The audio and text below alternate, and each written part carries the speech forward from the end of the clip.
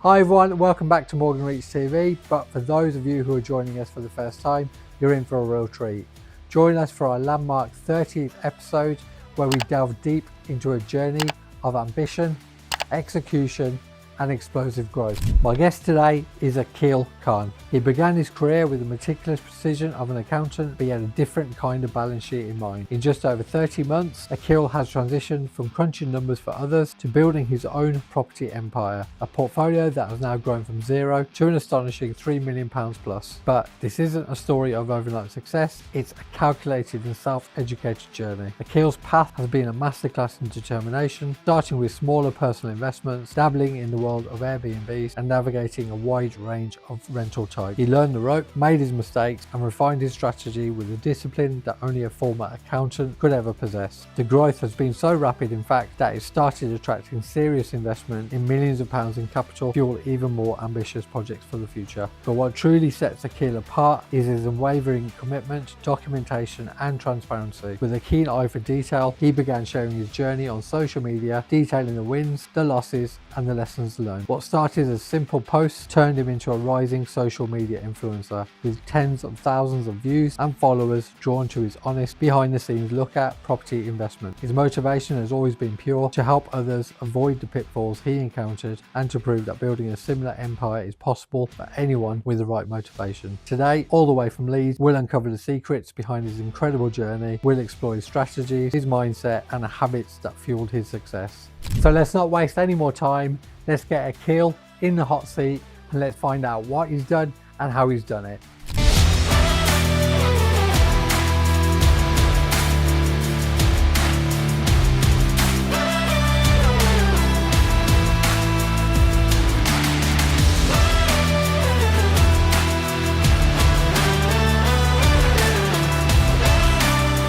Aqeel, Cam, thanks very much. thanks for having me. No, it's been a long drive for you today. Yeah. So I've come from Leeds, so it's 2.5 hours, about 2 hours 25. So yeah, it's that's with no traffic, so it has been quite 70 mile an hour, of course. Yeah, Yeah. 70-ish. Yeah, ish, yeah. Yeah, That for lovely sure. car of yours. Yeah, thank you. Yeah. How's the Miltech exhaust on the motorway? Yeah, do you know what? It actually doesn't have the drone in. So Does the it not? the previous Okay. owner, he would have put that on, and there's no drone or anything. So it's actually a Valvetronic, so you can turn it on and turn it off. So, Oh, awesome. so Nice it's and high perfect. tech. Yeah, Then, it's okay. perfect. Literally, it sounds like Yeah. a diesel if you want it to. Okay. Yeah, So yeah. no like Lamborghini sound coming down the motorway. No. Okay. No. I mean, we can go there, but usually we don't take it there on on a business trip. Yeah. Awesome.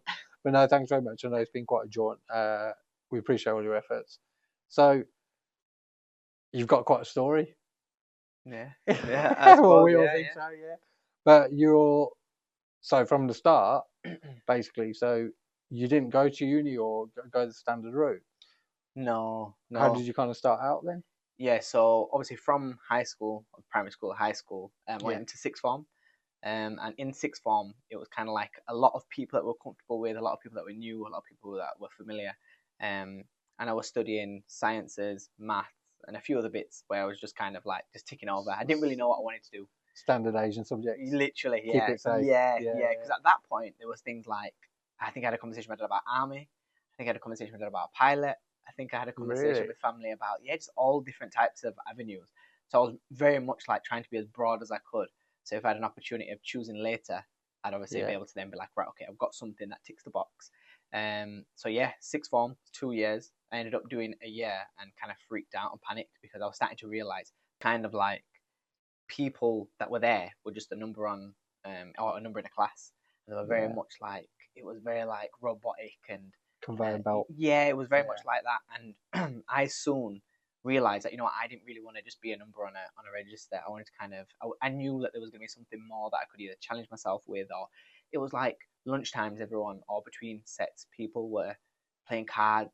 And I felt really uncomfortable for some reason. It just didn't really sit well with me. So I was like, okay, right, I need to kind of get out of sixth form because I just don't know where I'm going. I was a bit lost, to be fair. I was very much disciplined before that. I'm actually black belt in kickboxing, so I've always been disciplined to like some sort of craft or some sort of So martial art. Yeah. No, but yeah, so I did that. I've done that my whole life. Mum got me into it early.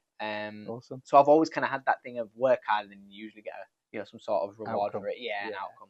So that was kind of freaking me out when I wasn't seeing that in college. So at that point, then that's when I made the transition to say, right, I'm going to do my first year, and I'm not going to do my second. And that was at a point where our family have an accountancy firm, and obviously that's when they needed manpower without the labour cost.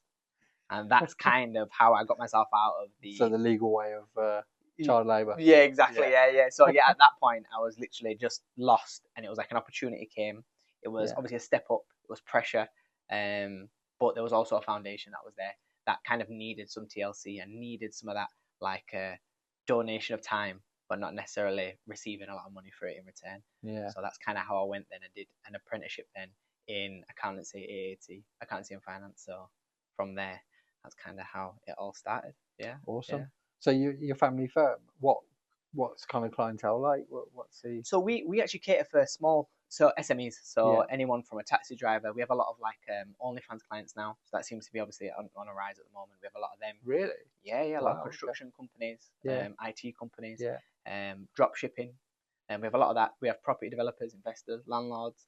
So it's quite broad. We don't actually specialize in one particular industry, but that helps us because, especially me, because I'm always looking at the numbers, looking and seeing how people perform, looking at what's good, what's bad. So I'm actually getting like a bit of a cheat code to financial information about what business does well. So if there was 10 industries, I could say, right, the top 3 are, and if I was ever to go into something now, I've got all that data there that could kind of sway my judgment and kind of or you got the background of it all. Exactly. Yeah. I have access to it, don't I? Really, inevitably. So yeah, we deal with everything. Yeah. Every type of business. And is it primarily like Asian clients or big mix? No, it's quite a big mix. We have a lot of coloured clients, so whether that's like black, Asian, like even if it's from Romania that are not English, but they're still, you know what I mean. So we have clients across the board. Like a lot of people. We cater for everybody, and there's a lot of languages in the office.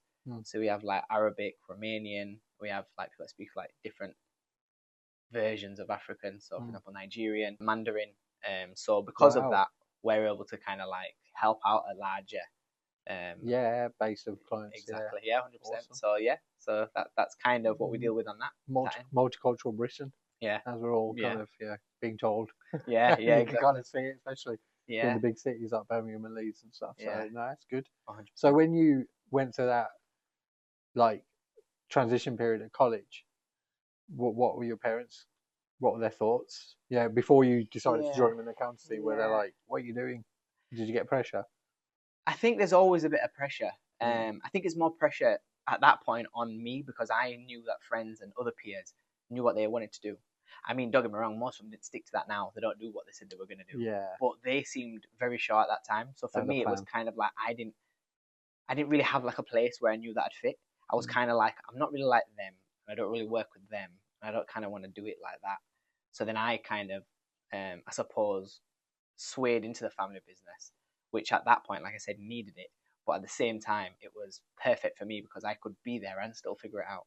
Because I could have gone there, helped, done my thing, and then realised that, you know what, this isn't for me. And it would have been easier because it was family. It wasn't a whole new commitment with someone I didn't know. But family was a bit more of a soft landing. Yeah, my family are very, very supportive, to be honest. They're not too traditional in terms of like their, everything has to be that they want it. Textbook, it's not very textbook. It's kind of like very supportive, and if you want to do this, you can do it. And if you are going to do it, then do it wholeheartedly or don't bother starting.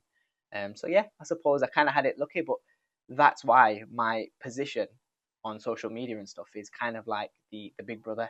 But a lot of the Asian people that follow me or the communities, they're probably more inclined to be involved in the textbook Asian style of things. Yeah, process. So my position, I suppose, has been well received because I'm like the big brother. I'm kind of a little bit like a little bit of the person that's kind of letting people or giving them the confidence, or they being able to live certain things through me or through my content or my energy.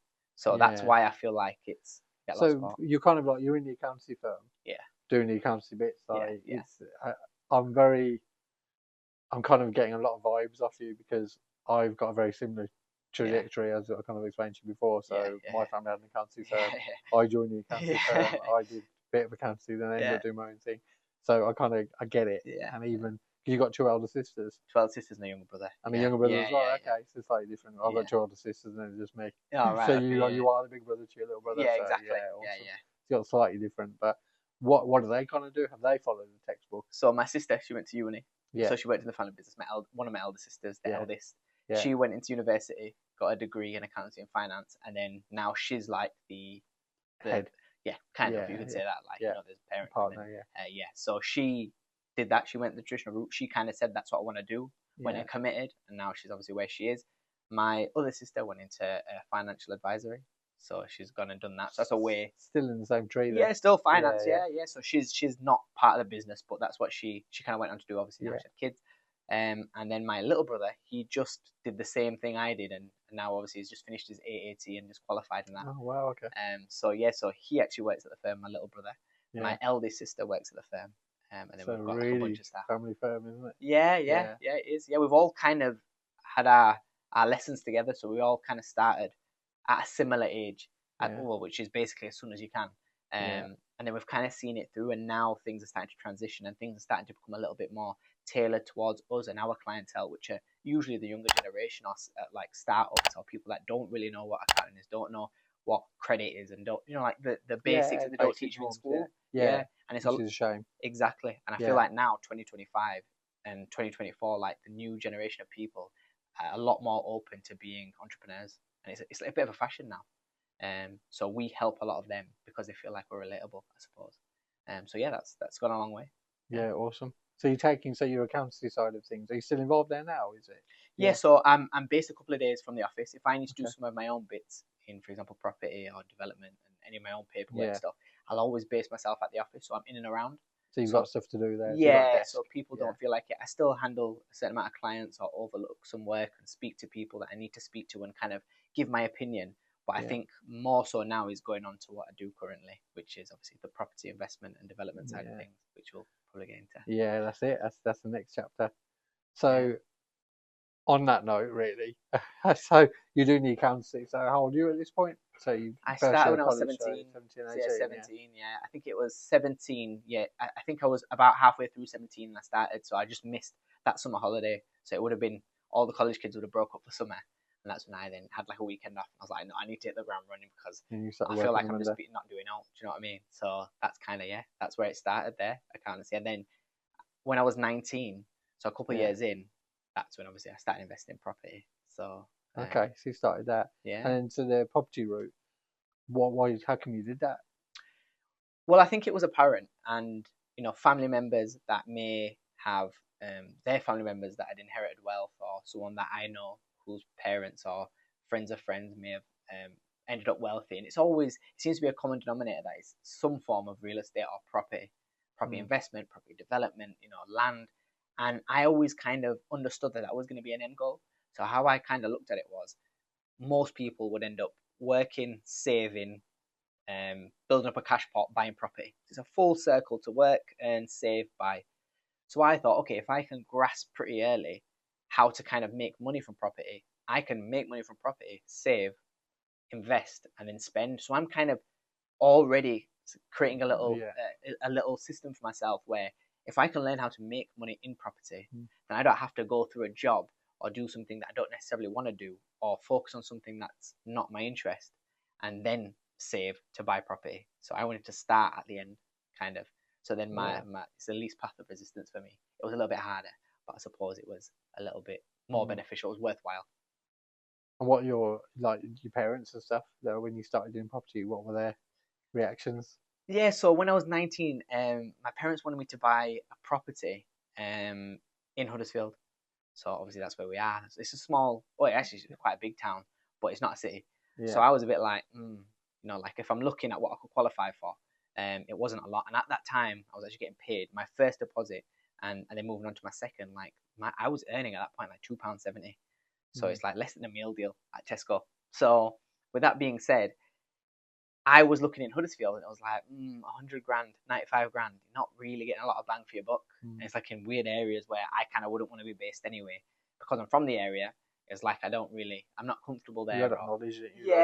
You know what people talk about is good and what's bad and what's upper class, middle class, lower class. So the stuff that I was being able to buy wasn't to my taste, really. So then I started to kind of look a little bit further afield, and that's when a lot of my friends, a lot of people that I was close to, were based in Liverpool. So that's when I started to think, you know what could I buy and take the same pot of money and find in a city?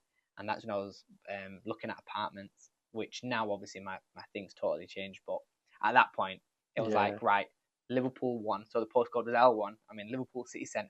Yeah. Like, I'm the guy. Like, we're going to be rich. If I can buy here, we're all going to be rich. So I ended up investing there, and I bought an apartment in L1, and that's a studio apartment. And that's basically where my like light bulb moment was, because then obviously as we progressed, we started making some money. Awesome. Yeah. So what was the next step after that? So you bought that one property. What did you do with it? So my idea was to actually stay there, and because a lot of friends were in uni there and like kind of partying and being able to do what they want when they want. Don't get me wrong, I had quite a bit of freedom. My mum and dad were quite lenient in terms of what I could do. I wasn't like on tabs or anything like that. But I then decided to kind of go there, invest, so I could be in and around it, because I never went to uni. So I kind of missed that section. So I tried to live that while I was doing what I was doing. So weekends I'd go and stay there, and then in the week I'd be working. So kind of like trying to get a bit of both. I was being probably greedy, to be honest. So with that being said, I bought the property and I met someone in there who was probably about 10 years older than me.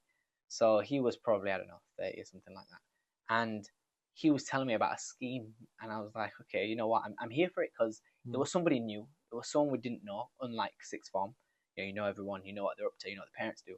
So this guy's kind of spoke to me, and I'm a bit like, okay, like I've got time for this. So we'll speak to you about Airbnb, how he lets it for a short amount of time, 2 nights, 3 nights a night, high rents, and has a cleaner. The system kind of does its own thing. He's got loads of these.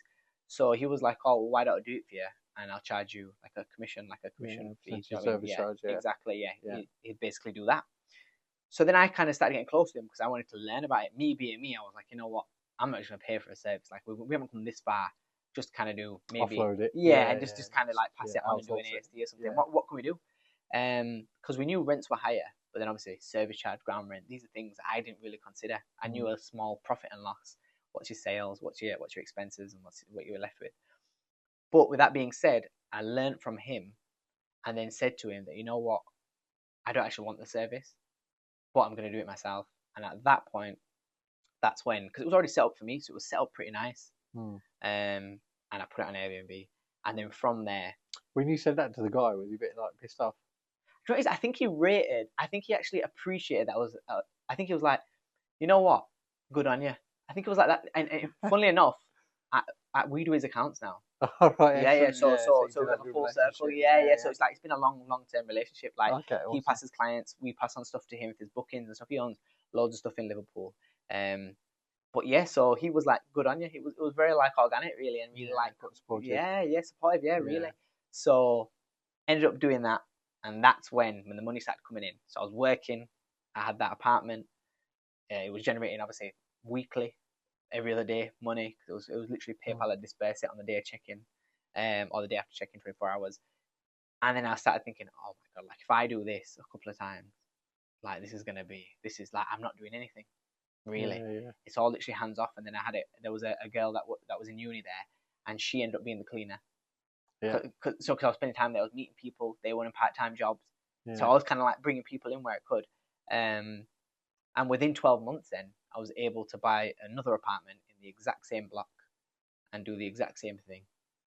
And that's keep it close. Literally, because I thought to myself, oh, if I buy another one, do this, and then I've got 2 in the same block, and then 2 that are making a lot of cash, or at least at that time a lot of cash, and I get 3 and 4 and 5. I'm going to own the whole block.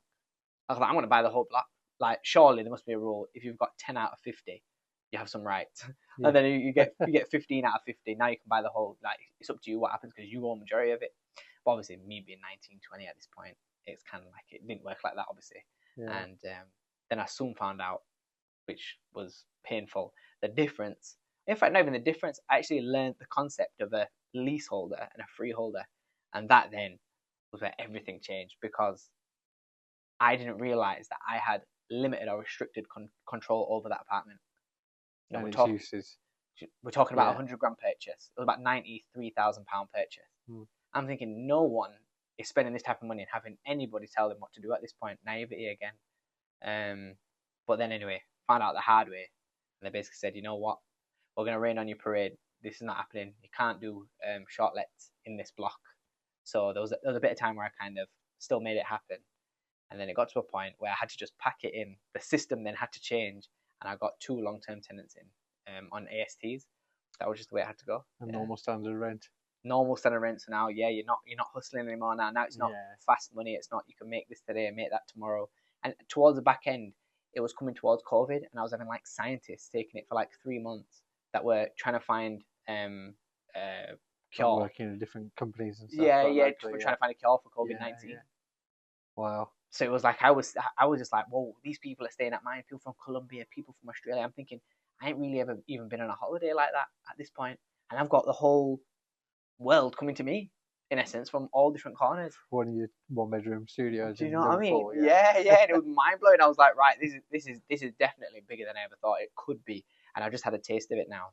So now, what's the next step after these two? What we? When you had to knock them into AST, so normal assured short home tenancies for people that don't know. Yeah. It was that a bit of a obviously a big blow. It was a big blow, but I did feel like because even until today I don't spend rental income, so because I was making enough on the first one to buy the second one within a 12-month period, I knew that my buying power had reduced, not my income necessarily. So for me, it wasn't like I've got to spend a little bit less on a weekend, or I've got to take a little bit easy on I don't know, gifts or something, or on clothes. It wasn't really that. It was right. Okay, now I'm not going to be able to buy as quick as I thought I was going to buy because I thought I was going to be able to multiply. And then the more I had, more buying power I would have had. Yeah. So yeah, it definitely made me realize that there's definitely going to be some sort of a bottleneck in this system now of me purchasing as quick as possible. So yeah, it was a blow. Yeah, for sure. Yeah. So your Airbnb little empire stopped. Very little. What did you do then? So then, because I was very disciplined at work at this point, so I was getting in early, trying to stay there for as long as I could. I was breaking off going to the gym and then going back to work. I did this for about 3 years. Anyone that knows me knows like I work like a robot. Honestly, like there's something about it. There's something about trying to learn something, and that's kind of where I stumbled across the BRR, the buy, refurbish, refinance, and then rent. If you feel like you want to go that far. So I then started kind of just trying to understand mortgages, stress tests, LTVs, like loan to values, and how we're going to get these properties, how we're going to then do refurbishments. So I probably spent, stupidly now, 6 months learning this system. Didn't know what it was, refinance, add value. So I actually never knew that it was called the BRR. So I took about 6 months, and I thought I figured out something new. I thought this was like, you're not going to believe this. You never guess what I think you can do here. I almost feeling like it's illegal, yeah? I'm thinking, this surely, there's something missing here. Anyway, got on YouTube, started seeing stuff, and it was called the BRR. I almost have bumped into it or something. I came across it shortly after, because I knew it then, because I knew what I was looking for. Yeah. And then it kind of come up, and it was like BRR or BRR or BRR or whatever they'd call it. Yeah. And I'm watching this video, and I'm thinking, no way. First of all, someone stole my idea. Secondly, like 10 years before. Do you know what I mean? Yeah, exactly. Like they stole it, and then I was born. Yeah. And then what happened after that was I started to realize, no way, like there's actually a lot of resources online. I don't know what it was. My brother-in-law now, obviously he wasn't brother-in-law at that point. He is a person that could have definitely, so investors, he was one that kind of opened my mind to that. But prior to that, there was not a lot of support systems around. There was no one that I could really lean on. Like that's why now the appreciation that we get online and the people like yourself that show a lot of love and like guidance and like inspire. I never had that really as much. So because I never had that, it was kind of like everything took a little bit longer, and I wasn't even open-minded enough to like networking, because you knew what you knew. We're from a small town, but who networks? You know, not people that look like us, or maybe not where I'm from. So it was all just wild. And then I started to realize, okay, there's systems outside that are obviously going to save you 6 months of time or a year of time, and there's free educational platforms. And I was just soaking it all in because I was so hungry, because I was so used to being at the office for that amount of hours, and that was year on year. And effort, yeah, I remember. Well, in COVID, like that was a time when a lot of people were chilling. I was still having that little bit of relaxation, but I was working very, very hard. Like when no one would go into the office, I'd be the one in the office, because there was no one else there. Yeah. Do you know what I mean? So it was keeping safe distances. I didn't have to pay for parking. Yeah, No parking wardens were in town. It was like a ghost town. It was literally like being plonked in the world with no one around. And I was at the office. I am legend. Literally, I am legend. Yeah, exactly. Yeah. So it was like at that point I was so eager to kind of understand it, and I thought to myself, you know what? While it is COVID, let me try and save as much because there's not many places to spend it at that. Well, there wasn't at that time. Saving a lot of money, and then that's when I approached my uncle. He owns a solicitor's firm in Manchester, Altrincham. And I said, look, why don't we go halves and let's do. And I had to then obviously explain the concept to him. So I've explained the concept to him. Obviously, he's a clever guy, so I had to make sure it was right, and I kind of executed it perfectly. Because Asian people are not willing like that willing to like yeah no problem. It's not like that. If there's money in it for me, and you think you can do it, and I've got to think you can do it as well. You know what? So you start with the profit, or you start with what we're going to leave in. You start with the feeling of when it's done, and then you work backwards. You kind of like reverse engineer what you're talking about. So anyway, he was sold, and that's when I bought my first development, and that was back end of 2023, practically 2024, and that's when the development side started. So at this point, you got your 2 flats in Liverpool, just on ASTs, and sad, yeah. So no partying over there anymore. No. Well, to be honest, I was enjoying it, but when the money started coming in, you just had it on. It was like the money on me having a good time. Forget it. I'd rather pay to go someone else's Airbnb. Because I'm just thinking, well, the fuller mine is, the more reviews we're getting, the more traction we're going to build, the more we're going to be like at the top of the list in L1 Liverpool City Centre flat. So I was thinking, you know what? Yeah. I actually thought at that point, like, this is it. You've cracked it. Yeah. Like, we're going to be on a beach next week with pina coladas type of stuff. Like, Mum, quit your job. Dad, don't worry about it. Sell the firm, Don't worry about it. Everyone's going to be good. Everything's on me. That type of stuff. No, but that's kind of, at that time, that's kind of how it felt. Like, I'm not going to lie. Yeah. You know what I mean? Even sometimes now you have like a bit of pinch me moments when you know that some people have to work, and it's not really like it's fair, but some people have to work so hard. But if you just know how to work and where to work, and so if someone works hard or really hard, for example, as like for example, a taxi driver, there's only so much they can do in that field of work. So sometimes because they have a capacity, don't they? So exactly. How many hours can you work? Exactly, and you can only drive one car at a time. Exactly, and one person would say, "Oh, well, they work harder than you." So you start to realise that hard work doesn't really mean you get equals, higher pay or more money. So at that point, it kind of was a bit like, okay, you know what? I figured something out, and it's a good thing going. And obviously, freehold, leasehold situation, and then we had to pivot to development, and that's kind of where we are now, and that's when the social media started. So so you moved to development, so the BRR. So what did you buy? So I bought property. So I bought a 2-bed in Huddersfield. It was a terrace property. I must have viewed 15 properties, 20 properties to find this. And what I decided to do was, because it was quite a stretch, because we're looking at refurbishment. Bear in mind, never done a refurbishment. I think maybe parents and family might have had a few bits done, maybe like a new bathroom once every 10 years or extension something. Or driveway. Not even not even really. Not just really. Spruce ups. So it was like literally spruce ups or painting, maybe a window getting changed. Like these type of things. Never seen a re-roof. Never seen an extension. Never seen tarmac being laid. I've seen grass being cut. Hedges been trimmed.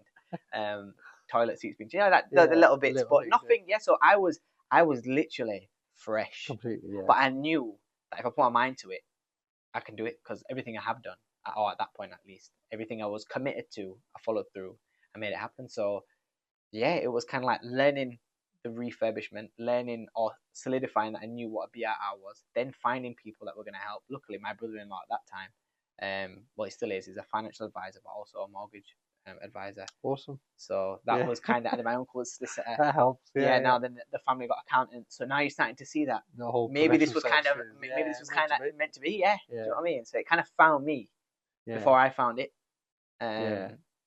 Well, that's what I do. Talking to people and like seeing stuff. Being a little bit older than you at this point.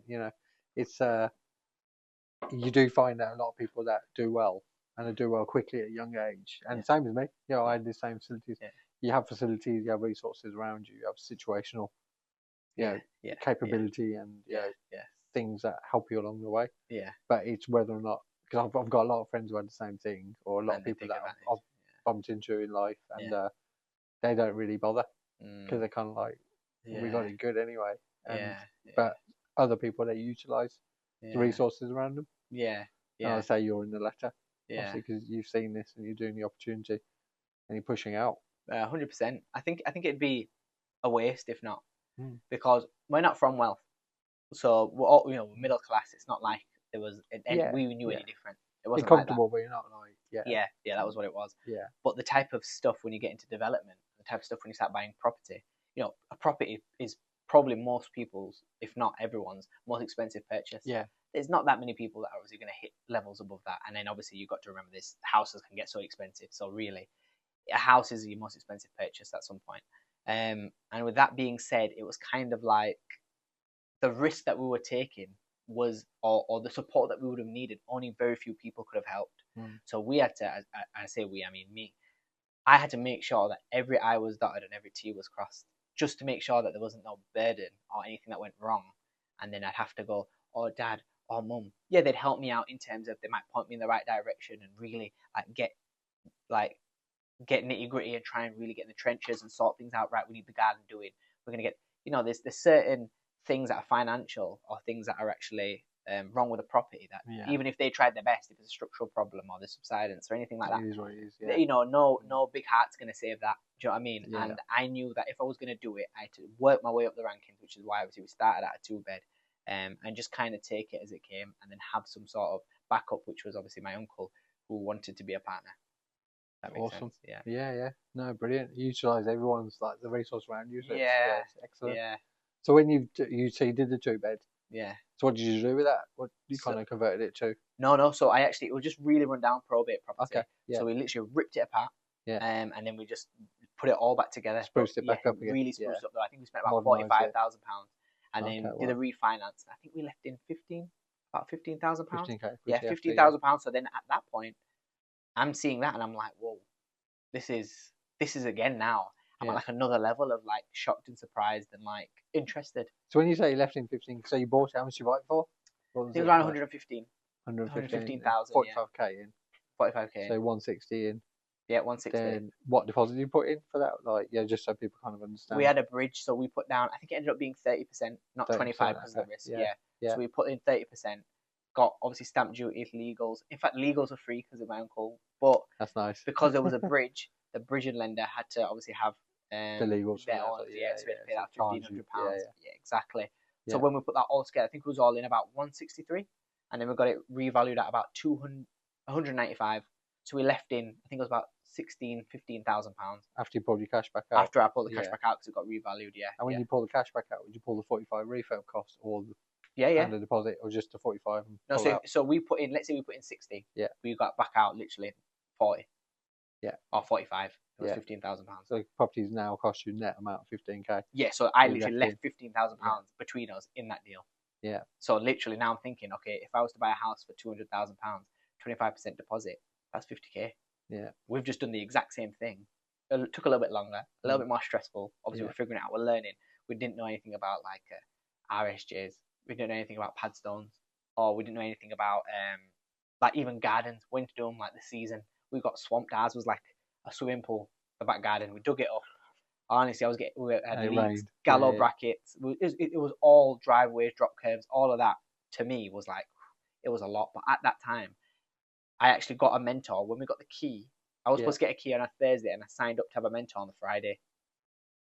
So I literally had someone, because I thought, you know what, if I'm going to go all in, now's the time I'm going to go all in. And I didn't even have the full money because of that house. A completion statement come in, and it was like, I think got undervalued was what it was. So it was a shortfall, 5k for me, 5k for my uncle. So it was 10k shortfall. They downvalued it. Yeah. And right at the end is when I realised, as in like when I see the completion statement, I'm thinking, something's not right.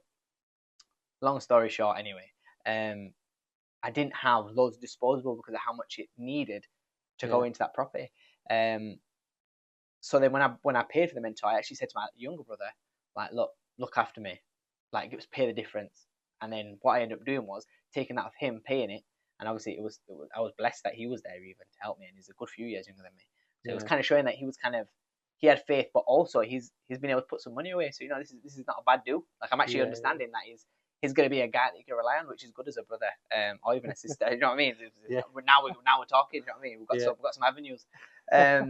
So with that being said, finally there's a use for you, don't worry. exactly, exactly. So with that being said, I kind of knew I'd pay him back anyway, pretty quick. So I took it off him, invested that, bought the house, and then I was kind of getting guided to buy the house, and I mean how to refurb the house. So I was kind of getting shown, or kind of explained. But then I was a person, I realized pretty quick within about 2 months of being mentored, I realized that I probably did that a bit too hasty, because, like they say sometimes, the best way to learn a language is to speak it. That was doing way more for me than trying to watch pre-recorded videos. Which, don't get me wrong, there were interactive bits that I'm grateful for, and the lessons and all that. Like, I'm not even trying to throw shade on it, but at the same time, I think I could have done it without, because I'm not one of those people that if I have the opportunity to ask a question, doesn't mean I'm going to ask a question. So I would have had free reign to kind of do what I need to, call when I need to, FaceTime if I want. But I was very much like, let me really understand it. If I have a hurdle and I try and make a call every single time, I'm not going to get anywhere, because it'll go in one ear, it'll come out the other ear. The builder will then act on it, or the electrician, or whoever it is, and then I would have never needed to remember that. But if I have to figure out and find the solution, I knew it's going to take a little bit longer. But this is what this project's for. If we left in all our money, even that would have been okay, because we learned now, we know, we've got proof of concept. We know exactly where we're going and what we're doing. So with that being said, I didn't utilize the mentor as much as I maybe should, but then at the same time, I don't think there was as much support as what I thought as well. So it was kind of like, mutually, it was just kind of like good to be there and kind of worked for both. But then at the same time, it was just maybe not needed. It was a bit hasty. Do you know what I mean? But I was at that point, if anything went wrong, who am I going to call? Exactly. You know what I mean? Yeah. It was kind of like that. Like, and you don't really look at the bigger picture. You don't look at like network groups and networking events. I didn't. I don't know why. I don't know why. Looking back now, it was like, it's everywhere. But that's because I'm in that world now. Yeah, so you're seeing it more in like all over social media and stuff. Yeah. So you did your first one. How long did that take you then? Did it take you a lot longer than you thought? Yeah, it did. Yeah, it definitely did. I think we said something stupid like 3 months, like what you do. Oh yeah, we're going to get it in and out. No problem. Oh, every single thing we could have hit. Apart from like structural and stuff, because we had the space. Right. Yeah, it was good. But everything we could have hit, delays. Delays. Like even like bridging companies were calling us. How's it going?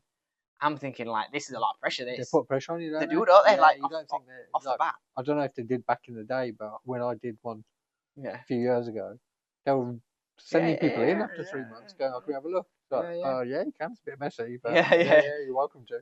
No, it's like that. Yeah. So that they'll make it a priority to kind of touch base. It was a lot of learning. Yeah. While you're trying to deliver, while you're trying to impress. So you're impressing the uncle, delivering the project. Impress the lender. Keep them on. Keep them happy. Tabs. Yeah. Just giving them updates. If they want it, they're gonna get it. Do you know what I mean? That's it. And then it was also kind of like looking after friends that was in the area, or who wants to come down. Not necessarily. It wasn't me saying, "Oh yeah, don't worry, I'll pay you." I did give work to people that I knew and friends, or big brothers of friends, or those type of things. But I never wanted this to be a project just for me. So I had at one point, I think 6 or 7 of my friends ripping the garden back, like you do. Probably everyone's been through it. Yeah. Stripping the house out. We messed about. My brother-in-law at that time was there. My dad, my uncles, everyone came. It was kind of like a thing. The boys anyway. And I didn't want it to be a thing of, look at me, this is what I've got. I want it to be a thing of, wow, if Aqeel can do it, I can do it. Obviously, fast forward now, you've got to have the minerals to be able to take it as far as... Yeah, because now you know what's involved, and it's, Do you know what I mean? And then obviously the will to win, because you're going to have so many losses and so many setbacks in the process. But when you win, the win is so sweet that it kind of eliminates all the losses. It makes up for it. Yeah, because the sweet's sweet. Yeah. You know what I mean? It's not like the win is the win. So I agree. It kind of it makes up for it, doesn't it? Yeah. So if you have 10 losses and 1 win, that 1 win is gonna write off all the losses. Because it's big, it's high level stuff that you're dealing with, or it's long term stuff. Yeah. Do you know what I mean? So then that's obviously how that ended up going. And like you said, you've got your uncle. He supported you. He's given you a lot of trust. Yeah, 100%. Yeah. And you don't want to let him down. No. So you just, so it drives you a bit further. Yeah. Imagine you'd never outlive that. That was your uncle. Oh yeah, exactly. Imagine Eid. Yeah. Every Eid, twice a year. Look at you, brother. Do you know what I mean? Yeah. So you messed up all my stuff. No, I would have outlived for everything. Yeah. So So thankfully that went Turned well. around, Yeah, yeah. that ended up taking, I think it was, I'm going to say 8 months, but it might be between 8 and 10 months, somewhere around Yeah. there. And we were saying 3, so it was like 3 times as long. Mm. Do you know what I mean? Yeah. It was getting to a point where when we was refinancing, I actually paid, because it was all rolled up, the interest at the end. We paid Yeah. at the end on the refinance. But what ended up happening was I had to make a payment because it was at that time of redemption. But I actually was inconveniencing. They said, look, just pay us. I think it was £700, £600. Yeah. Just pay us that, and then we're good to go. Like, we'll leave you, because we've probably got about 4 or 5 weeks left. Yeah. And then when it completes, Because they do give you a little bit of leeway, yeah, don't they? yeah, they were quite good. They were quite good. Yeah. To be fair, they were quite good. They're better than the bridge company I'm using now. What I'm using now is a lot more on it, but that's because of Article 4 and because of the level of works and stuff, I suppose. Yeah. So what did you do then? So that one you just rented out, you kept it? Yeah, so obviously bought it, refurbished it, refinanced it, and then rented it, and I've still got that now. So we're just letting equity build, but it's in a really good area, catchment area, and it just works. So that one is in the portfolio, and then moving on from there. Oh, that's what, yeah. So in essence, what we were doing was, while that was going on, I was documenting. So I wasn't actually posting, but I was documenting at that point. So this is getting into Was that just for like your own records? Like I knew I was. Was that the accounting coming out of you? No, do you know what it is? I knew I was gonna get. Obviously, when you have like structural work done, obviously it's good, and EPC stuff, it's good to have the proof. Yeah. So I got told that from quite early. Yeah. But then also updating my uncle. He wasn't always there, so I was also documenting. And then also I knew at some point I was gonna get on social media. I knew it had to be a step if I wanted to move on from where I am, and then attract more people like my uncle, investors, people, business partners, joint venture partners, and things like that. So because of that, I knew that I need to at some point get this online. So there was a few reasons why I started documenting, but I did quite a good job. And this is like, we're talking like mid 2024 now. And then at that point, I then obviously made my Instagram. I never was on Instagram before, never was on TikTok before. And that's obviously when I started uploading stuff that had already happened. And then started sharing and documenting the journey of where I am and where I want to be. So it was Road to a Million, GDV in property. That was the first one. Then it went to Road to 2 million. And then obviously then it kind of like I took the figures off then, and I was like, okay, now just stay in the loop. Because you kept breaking through. For big league now. We don't need to talk about numbers. Yeah. So it's like you were a designer until you become really rich and you don't wear it anymore. It was like that. No, but in essence, that's kind of how I started to do it, and really started to show people from a small or big town, but not a city, how they kind of get on. Do you know what I mean? How we're gonna move on, and it's like, yeah, it was kind of to inspire.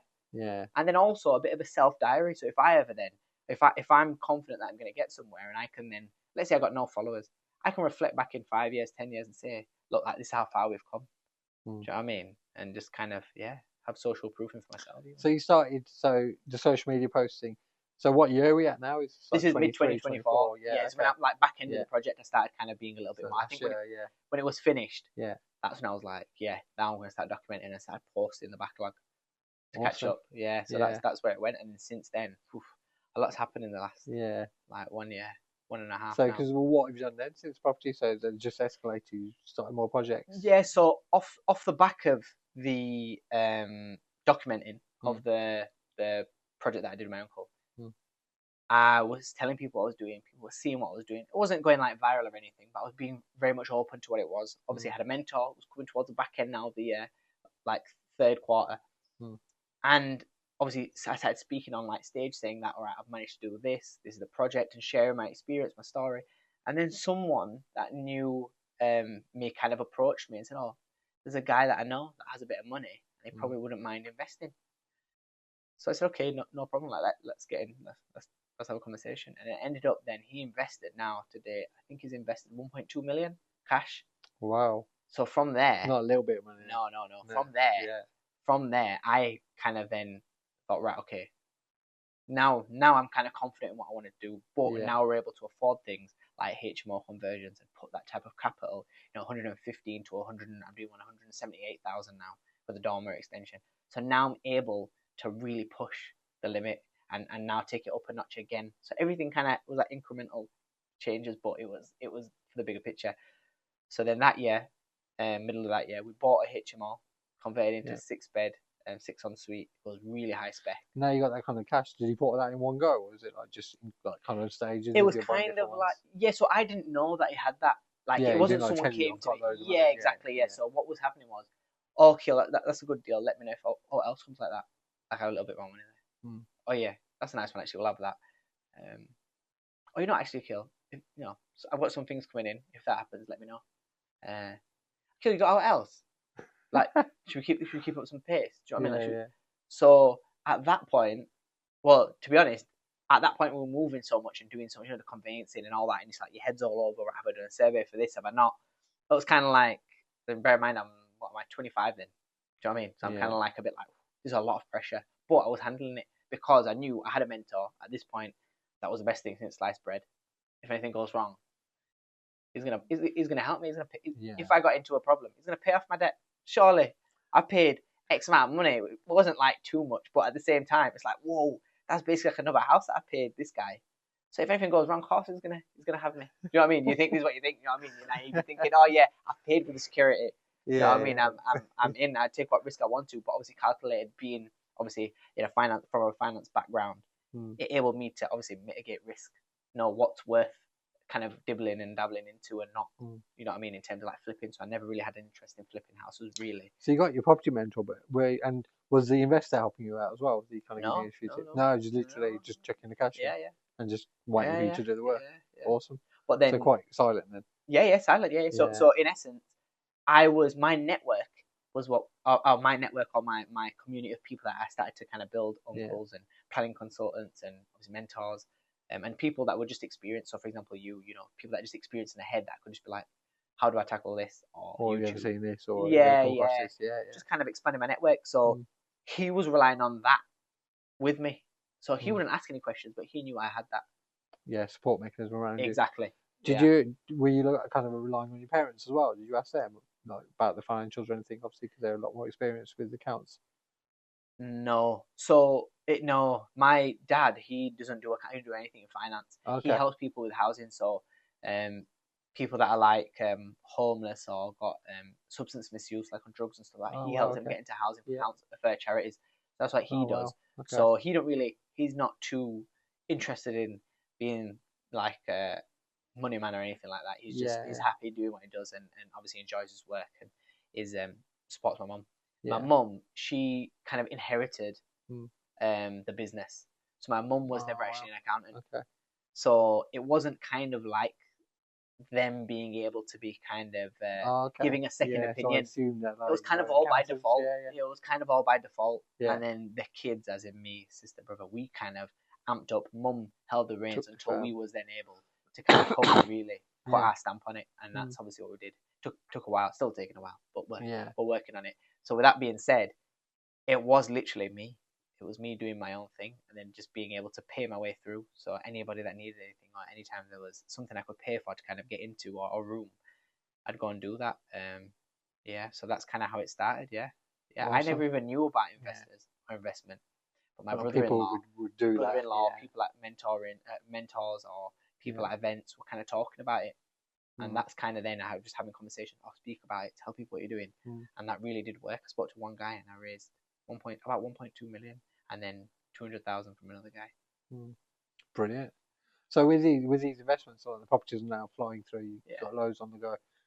Do you use any kind of CRM or any kind of system to kind of keep everything together? Like you mentioned, like memory about remembering how. Well, what I did do was I did invest in a personal assistant.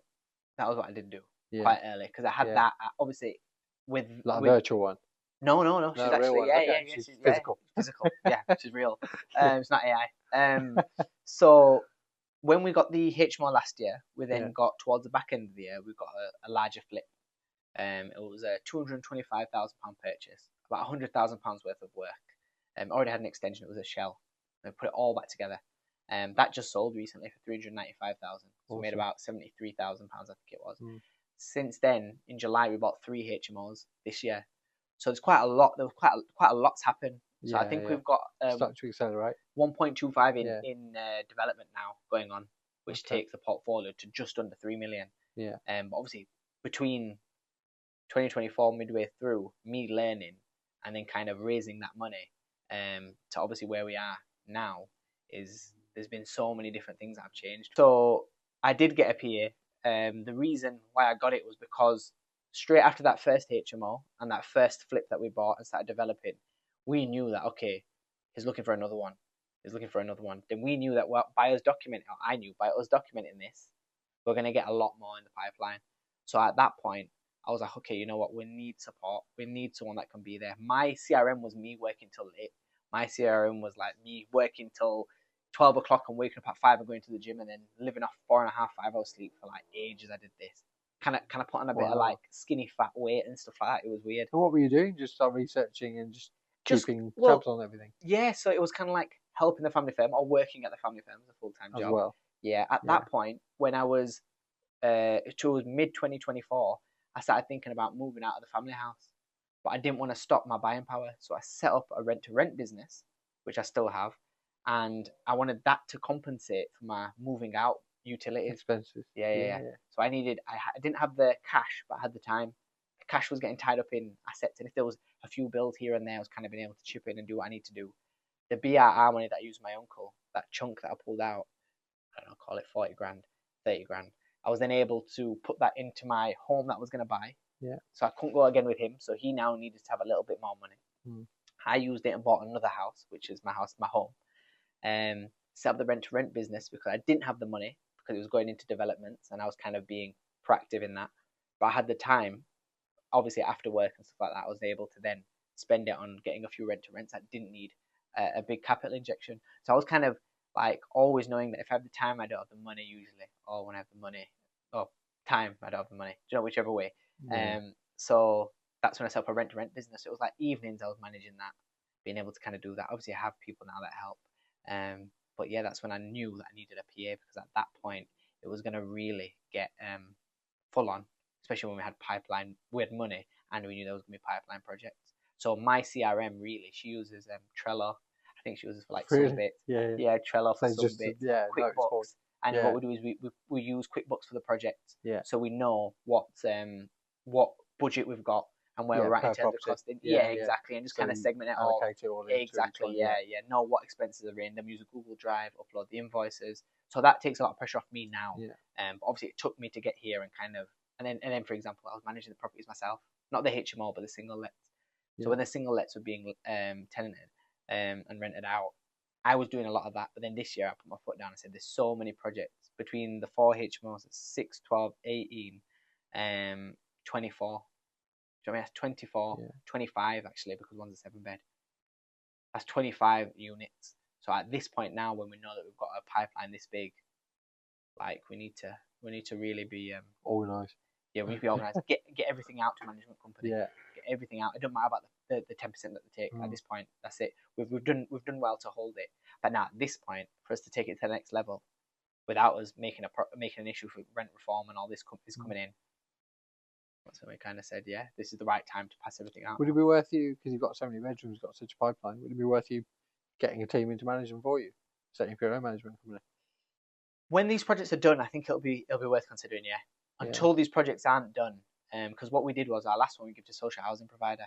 Okay. Yeah. So we end up with Netmore, and they manage it, don't they? And you don't have the headache. Yeah, exactly. No, it's no maintenance or anything. Is it no voids? Well, they say no voids. But yeah. Well, if they're just a normal limited company, if I'm going to void on my Eon bill, they're going to void on their rent to me. It's as simple as that. And that's when, like now, even so, my mind has started to shift a little bit on what the next 6 months is going to be about. Awesome. Right. Have you had any effect from because obviously the time period you're talking about, 22 to kind of 25. Yeah. The interest rate rises. Did that hit you at all? It will have, but because I wasn't in the game when the single lets. Yeah. I was a little bit. But because I'm always looking at the next thing that's going to increase it, or for example, I got the 2 apartments, and then we got the first BRR, and then we got the first HMO, and then at some point the interest rate would have gone up, but then I made the rent-to-rent company, so that cash then compensated, and then when I got, you know what I mean? So it was kind of like we weren't crying over spilt milk. I've never been that type of person. Nothing that we do or nothing that we say about these type of variables are gonna make a difference. So I'm just kind of like, just keep moving. Like, keep the cash flow moving. Keep positive. Moving. That's it. Honestly, it's always been like that. Yeah.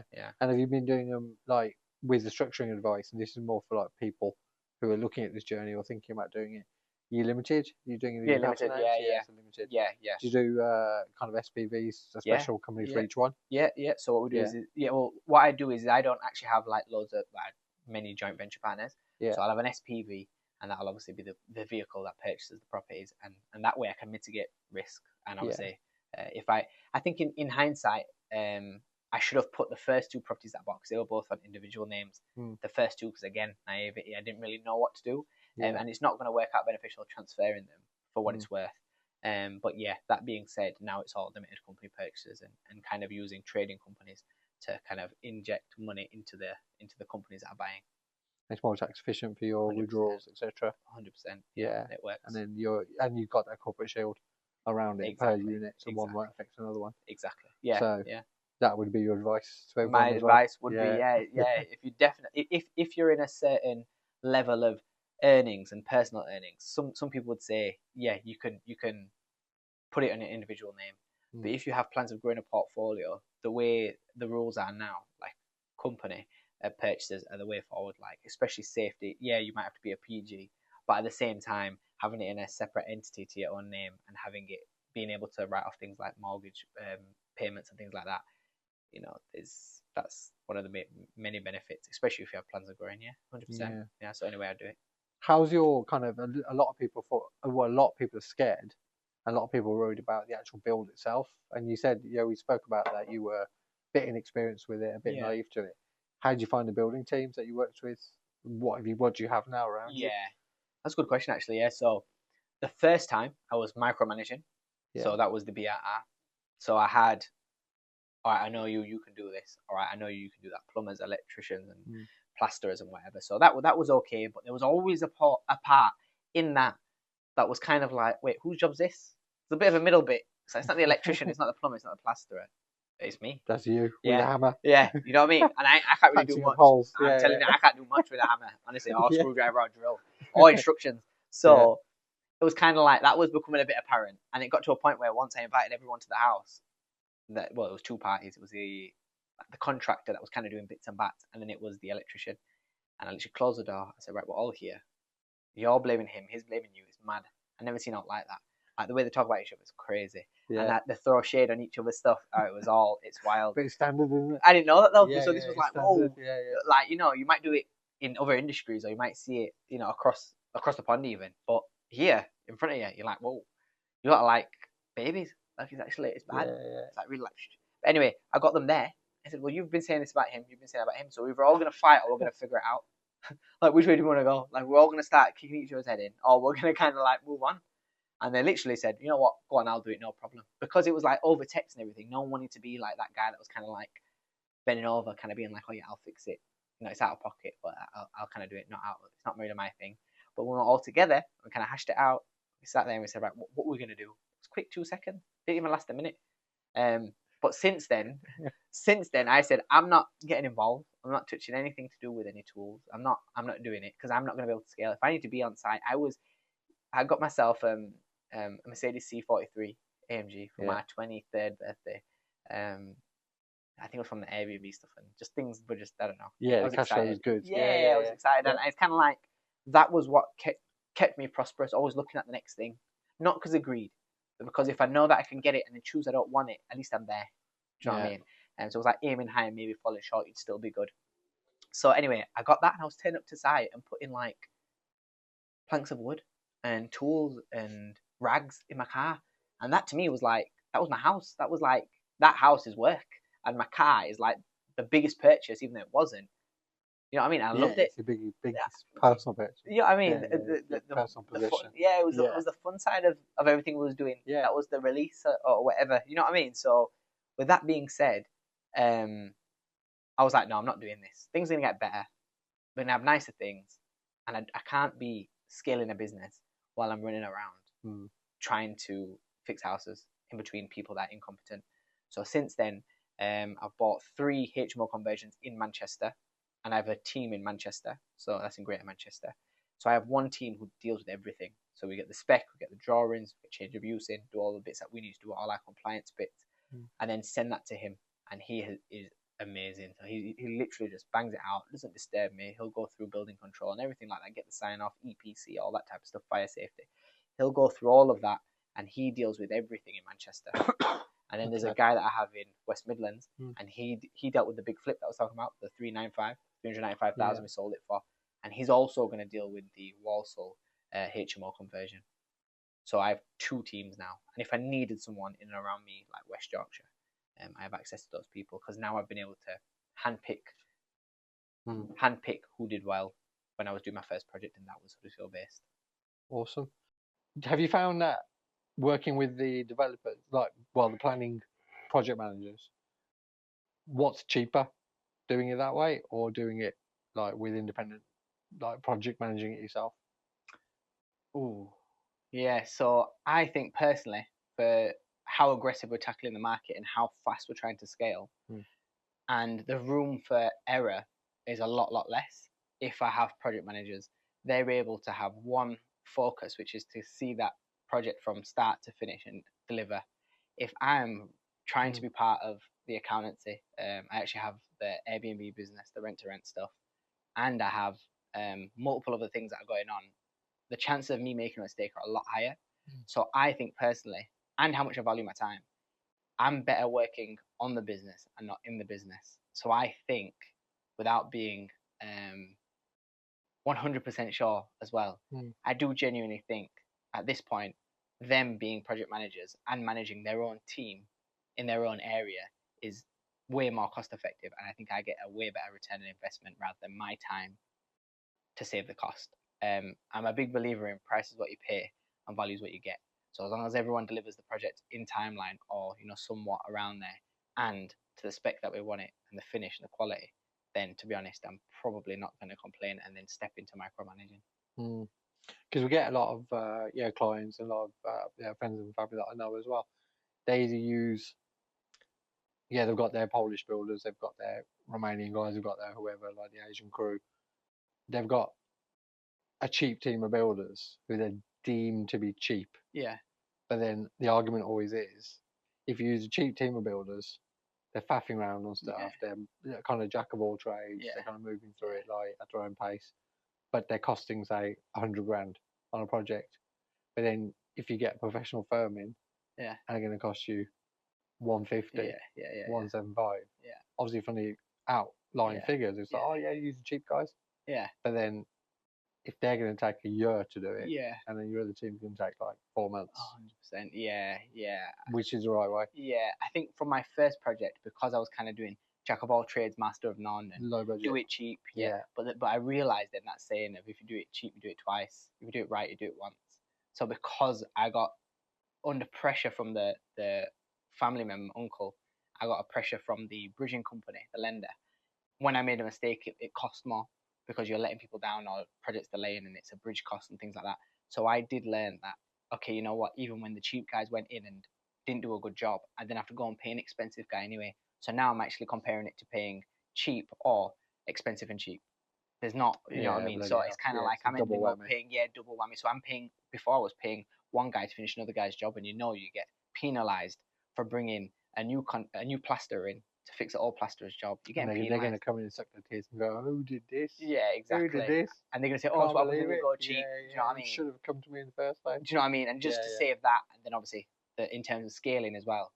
I think in hindsight, or maybe looking in the future, I might maybe bringing it in-house construction firm, maybe if we had enough volume for them to then obviously be paid and make enough. And I can't see how the logistics would work right now, but I think maybe that would be the only compromise I'd have in terms of not using a professional firm. Okay. Yeah. Because that's a big hurdle, isn't it? It's a big area of issues for most property developers. But I think if you develop a system like you have, and then you start to scale up. Just rinse and repeat, really. Yeah, exactly. And like you said, so you mentioned that because your Airbnb, I thought that got shelved within 2 units. Have you started another one now? So that was the Airbnbs that I had were owned. Yeah, they were owned properties. What I started was a rent-to-rent business because I had my investment capital pumped in to the development. So I started a rent-to-rent business, and because I knew the Liverpool market, and because it was a rent-to-rent, it wasn't really, there was no freeholder to me. The freeholder is the leaseholder, which is the landlord. I'm just the tenant or the corporate, the company let. That's why I went down that route, because I could still get my cash flow, and I could then use that cash flow to buy my home and things like that. So I was able to leverage without tying up capital. And what have you? So the Airbnbs you've got now, are they houses? Are they apartments? Apartments still. Yeah. So in the same kind of area. Yeah, because I knew where you don't have any. You checked all the leases on these ones out. Are they all okay? Yeah. So what we usually do is we go to the agent and make sure that we can sign a company let. So sometimes people will shortcut and get an AST done and then sublet it. But ours is saying that we are going to sublet it.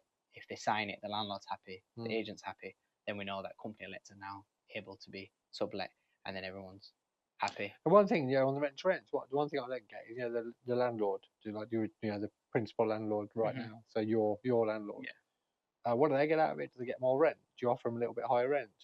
You can offer more rent. You can offer it a longer term, and you can offer sometimes if it's a distressed property, you're going to say, we're going to inject $5,000, and we're going to maintain it. Yeah. So they might have a tired property that's not really going to let for, let's say, £650 a one bed in Liverpool. We're saying, okay, we'll pay 850, which will be market rate, or we'll pay 750 because we're going to spend £4,000, and at the end of it, we'll leave it with all the, like the fixtures and fittings, for example, a new kitchen or kitchen fronts or bathroom tiles or whatever it may be, a media wall. We'll leave that with you at the end. So they've got the security because they've got, so they've got, obviously they've got a lot more power with the company as well in terms of throwing us out. Does even end, because you're probably just going to keep it going. I had one that just that was 3 years. Came up to his it was in September. Came to his 3-year renewal, and it was like, no problem. They put the rent up, I think £15, £20, and like, no problem, just keep going, because we never give them a problem, and it's maintenance as well. So as a long-term tenant, or if you have a long-term tenant in a property, they just draw them, and a boiler goes, how much profit is that? If you've got a mortgage and service charge, ground rent, you know what I mean? 9 months. Do you know what I mean? So with that being said, we'll handle maintenance unless it's like soft furnishings or little issues, windows not opening, things like, just to keep it so that the landlord's sweet. And do you find that they like the Airbnb, like obviously you're busier now, so do you get to manage now? Is there someone else? I have a partner that manages them. Okay. Yeah. So you got a JB on that. Awesome. That was actually my partner. Yeah. Okay. So with that being said, that's very little involvement from me. Yeah. But that's why I'm now being able to, because there's so many projects. So our portfolio is worth roughly about 2.85 million, which has happened really. And the start of January 2024, it was 400,000. It's like a gross. That's not net, but that was 400,000. So a year and a half, or a year and 10 months, or 9 months even, we're now looking at closer to 3 million. So with that being said, I now have a lot of capital tied up, and I'm at a point again where I'm like, okay, what do I want to reinvest? And that's why we came up with the niche of a property tax specialist. So new developers, new landlords, they can be seasoned developers, investors. I subcontract 4 chartered accountants that will basically handle workload for people that need a little bit cheaper rates. But I wanted to obviously get involved and get their accounts done properly by competent people. So I get the work in, and then I can outsource it to my team. And some of them work for the family firm, but it'll be a bit of a side thing for them. Bloody hell. Where'd you find the time? Everything's because we're quite tech savvy, everything works pretty well. And I have a PA, I'm looking at a VA. But we only take on what we can manage, because I find it easy to set up a business and get it to £5,000 net a month, easier than if I took one to £30,000. I know it sounds a little bit, but I'm still kind of figuring out where I want to be. Like there's another thing that's going on as well, which is I realized when I was speaking to investors, the most recent HMO I purchased, I went to auction, had no money, had no investment, nothing. I've gone into this auction, and I've gone there and didn't even think I was going to win. Bear in mind, I've never been to an auction. It was online. Enrolled in the auction, ended up winning the auction. It was 212 was my limit, because I bought one about $5 down. That was for 212. So I said 212 is my limit. I got it for 202. Beat a lot of like mentors, like people that were like Mr. Know-It-All, Mrs. Know-It-All type of people that were really good. Some of them I'm even friends with, but they were people that I would aspire to be like, whoa, they're quite cool. I won the auction. So we've won the auction, and we have 4 weeks, ended up being, to actually have the complete, because already exchanged. With that being said, it was something like a Monday, a Tuesday was supposed to complete, and on the Friday somebody pulled out. The guy that we had lined up that had £200,000 that was going to invest fell out of bed. So we had one day, a weekend, and a Monday to make sure all the transfer was done and everything was boxed off. We paid the deposit. And that's when I realized the power of the network. I raised £200,000 in under 12 hours, work day. Awesome. So we managed to just scrape that. And then I realized, well, some investors, they've got cash, a lot of cash, but they don't just want between 7 and 12% because their problem isn't making more cash for a risk. Their thing is, well, where are we going to park the cash? So now my new venture, which I think is going to be something I'm really going to be interested in now long term for the next 5 or 10 years, is helping high net worth individuals, or like people with money in the bank, time poor, cash rich type of individual professionals, doctors, solicitors, accountants, help them invest into property and kind of be a consultant. So we'd then offer a hands-free service. We'd find, manage through conveyancing, refurb if necessary, light refurbs. It's nothing too risky. There's no bridges involved. It doesn't have to be a cash purchase.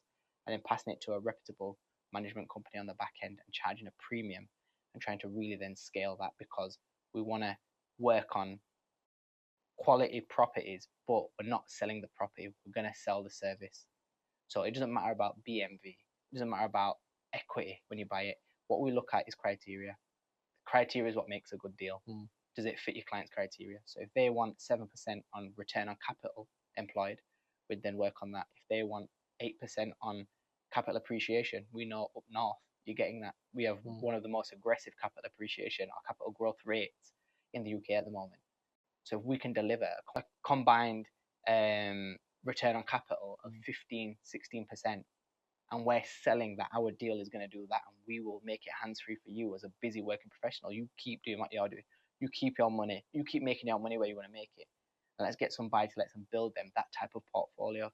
So I'm not taking risk and gambling with other people's money. But in the same breath, we're actually helping them now become wealthy, not rich, and helping them pass something on for later generations, because a lot of people will not have the time and think it's not doable. So I found that instead of giving returns, let's help them own the asset, because essentially, I was going to say, so what do they get? They get security on the asset itself. it's their asset. Okay. Yeah, so yeah. you're basically, you're doing the service and buying it So from it's them. it's just like a deal packaging. So I'm gonna find the property that fits their criteria, help through conveyancing, so case manage, which is obviously with my power team. So my solicitors, accountants, for like, you might need your intercompany loan agreements if you've got a trading company. So solicitors, my uncle who runs that, so he can help. My broker, I've got a few of them depending on how complex it is. Kind of introducing them to a team so they don't have to look anywhere. It's kind of a one-stop shop. Yeah, they won't need to bother. Refurb.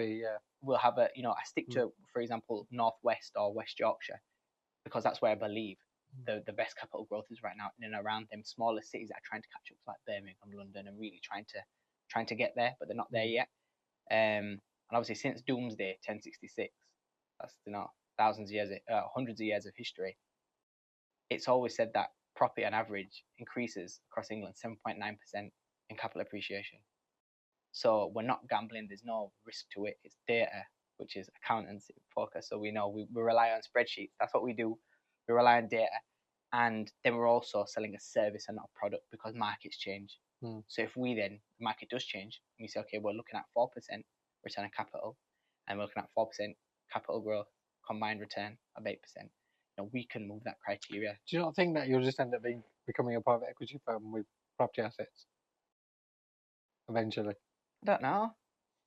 Let's see. Is that where I'm going? Yeah, no, it just feels like that. That's where you're going. So, which is a good thing. Yeah, it's a great thing. But I think the way your experience is building up, your assets going to build up. You're going to end up, it's going to end up more of a fund, which is, it's a good thing. But like, obviously, regulation stuff will change. But yeah, that's the way it sounds. Yeah, because what I'd ideally like to do is be a one-stop shop, like you're saying. Yeah, I suppose a one-stop shop for high net worth individuals to kind of start leveraging. Maybe on the back end, I would own the management company. But I would really be inclined then to not take any additional investment. For example, just recycle the funds and just keep it moving. Well, what I would do is help them grow there. So, for example, my 1.4 million's out right now. If we have 1.4 million out, I wouldn't want to grow that. I'd now be packaging as many as I could to then be able to facilitate my own portfolio. So now I'm not having to give 10%, because if we sell 15 a month and we're making £45,000 a month, now my downtime is a lot less. Do you know what I mean? And Yeah. it's kind of like mitigating my risk and working that back now and start paying things off, the things that we want to keep, and just kind of moving around. And I do believe the future is, if it's not bigger stuff like flat conversions, I think HMOs are dead. I think that's a been gone, and if you was on the train, cool. If you're not, then it's missed. I'm not going to probably do any more after this, because the Article 4, the 2 that I bought recently in Manchester, those both got hit with effective immediate Article 4. So I had change of use in and things like that. So there's things that I've kind of got in place, but I don't cry over spilt milk, like I mentioned. So if it's not going to be a HMO, and just sort it out. If they said it's right, the problem, we bought them all cash, so it's a problem. Okay, cool. We're not going to make as much as we wanted. We'll do a BRR. Forget it. People are messaging me what's going on. I'm not bothered. It doesn't matter. I'm not even thinking about it, because when you're so bothered about moving forward, it doesn't matter what. I'm not even going to try and sound too deep, but whatever comes in the way, we're moving with so much pace, we're going to knock it down anyway and end up knocking it over, and we're going to move on. Yeah, and just switch it around. Yeah, like there's nothing that's going to stand in the way between where we want to be, or where we are and where we want to be. Where you want to be?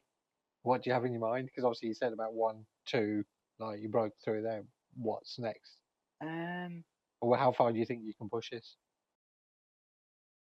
10, I don't. 20, 30? Properties?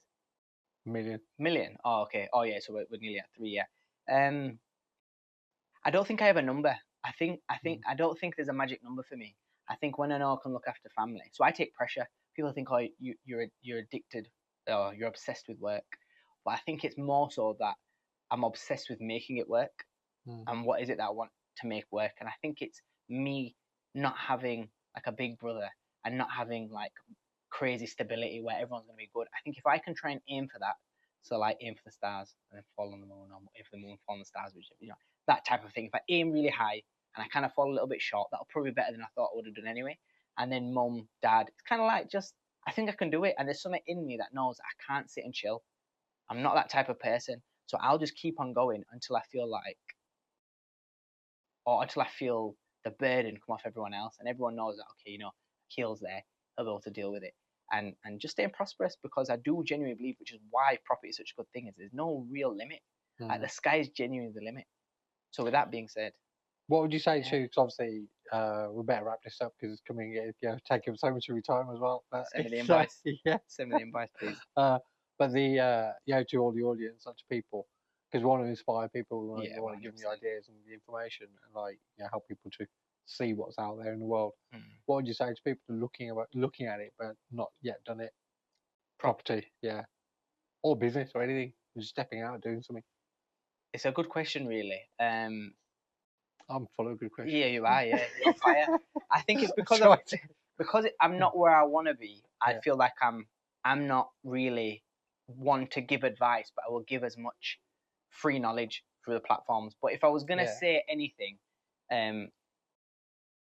I genuinely think that if you want something and you obsess over it, or whether it's hard work, you really want to be a hardworking person, whatever you do, I think you will genuinely be successful in your own right. So I think nothing beats hard work. There's a saying that hard work works. So I feel like it's a bit traditional. It's a bit like, some people are like, oh, it's not like you have to work hard and you can kind of get things happen. I think nothing really great will come if you don't work hard. I'm disciplined. I have accountability coaches, personal trainers.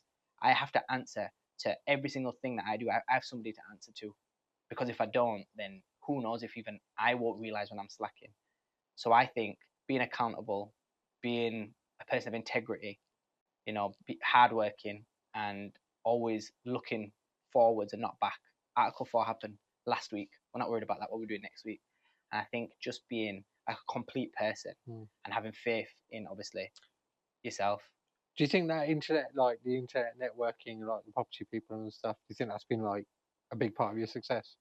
Yeah, definitely. Yeah, I think leveraging the network, getting involved in certain networks has helped. Some people can get caught up and not take any action, like analysis paralysis, spending too much time kind of planning, being around, and then not actually pulling the trigger. I see that loads. I've seen that. I might go to an event once every 6 months, 8 months. The same people, but none of them have moved on. Yeah.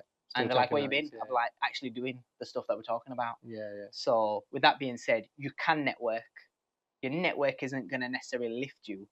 It will facilitate and will help guide you or support when you're at a point of actually taking action. It's not going to help if you're all sat in a room talking about it. Yeah, exactly. Do you know what I mean? The last question, which I think is quite poignant, but because we do a lot of social media, this whole podcast and this whole marketing and everything, but it all kind of is for social media. You know, it's to give information and to get kind of attention and views, etc. But people think you're showing off, or they think that I'm talking to you. No, like with your stuff, when you're posting, because I've seen you post, obviously you've got a very strong Instagram. Your TikTok's flying. Like, how many followers on TikTok now? 15,000? 15,000 started a couple months ago. 15,000, yeah, a couple of months ago. And Instagram. And 8,200 maybe. Yeah, and that's all just been organic growth, just with your videos. Me. But you obviously said that you used to document it for the purpose of like reporting into your stakeholders, your own records, etc. Then you started making videos. Yeah. How come? When I was documenting it and started showing it, I realized the impact it had on people. So if you go on my phone now, like on TikTok, I have about 300-400 messages. You then feel a duty. What about, like, in what respect? Like, they want to know how you're doing it, or they want more information, or they want to help you. Congratulating is a lot. Okay. Yeah. Cool. Inspired. Sometimes it's collaboration. For example, we're on a bed factory. It'd be cool if we could show you what we can do. Opportunity. Aqeel, come and speak in a school. Bear in mind, I didn't leave school so long ago. I'm 26 this year, so it's kind of like I'm getting asked to do things and being put in rooms I could never have imagined through social media. And then you can't help but feel a duty of care. So now you know that there's younger people, and then there's our own community. With great power comes great responsibility. Spider-Man. Like, you genuinely, though, because of that, and because people are egging you on, you get the confidence, because you might not have started with it. Now you're thinking, okay, we're making progress. Then people are boosting it. It does help. Then people are kind of wanting to get involved, positively, like wanting to really either help. Like, give you 1.2 million quid. Or give you £1 million. Yeah, I mean, that'd be nice if there's anyone watching. It will be in the bio. Yeah.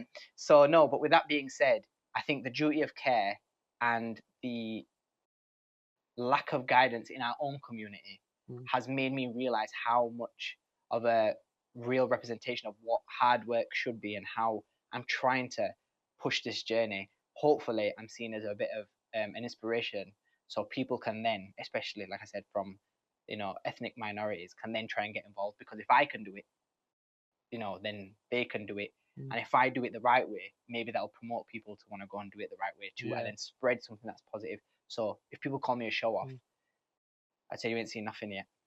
But if they said I was humble, I'd say I totally agree, because this is who we are. We're not pretending. What we say we do, we're actually doing. And do you get much hate? No, I mean, maybe I do, but I don't see it. But I do. I think I'm very well received. Like, I'm, generally, with thanks to God, honestly, like I'm really well received. And I don't know if that's because real recognizes a real type of thing, or people can see it in my eyes. I don't know what it is, but I don't appreciate where I am. So I know I wouldn't put across something that makes me feel like 10 men. I wouldn't go on and be like, yeah, we're killing this, we're doing that. I post, we were talking about it. There's so many losses in this space. I'll share them twice. I went to a spa the other day. I haven't been to a spa for like God knows how long. I've been on a holiday for a while. I went to a spa to celebrate my losses. I put that up on my Instagram. I'll put up a story. You'll get 2,000 views, 250 likes on a story that lasts about 6 losses. seconds. About losses, because it's part of the game. And it's part of the journey. You take so many losses.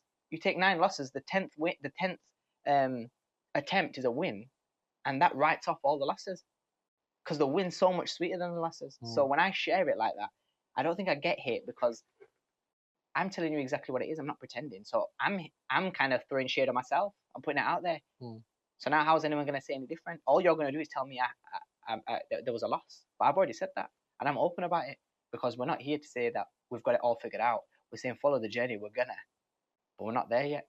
And until we're not there, get involved. Otherwise, when that train leaves, if you're not really with it, then you're gonna be left behind. Do you think it's part of your accountability process as well? Because if you're reporting in your projects, reporting in this and that, you want them to be the best that they can. Yeah, I think, yeah, because you know people are looking. Yeah. You don't want to look like you're an idiot. Yeah, that's definitely a thing. But then I think because of my level of quality, and remember we are dealing with housing, so that's human people. Like there's one of the properties in Manchester is let to vulnerable women and children under 3. That's a responsibility. As much as it's, oh yeah, we're gonna make some money. Because don't get me wrong, we're gonna make money. We're gonna make better money than if it was blue collar. So it's easy to say, yeah, but at the same time, we don't have to make it as nice as we do it. We don't have to spend 15,000, 20,000 pounds. We don't have to furnish it. They said they'd get it from a charity. I said no, we'll pay 5,000 pounds. I got the full furniture package, and it was all kitted up and nice. So because of that, that's awesome, and because of the passion and the actual integrity that I'm trying to get into this with, like God willing, that will be the one that I'll see it through, get people involved, and give me longevity.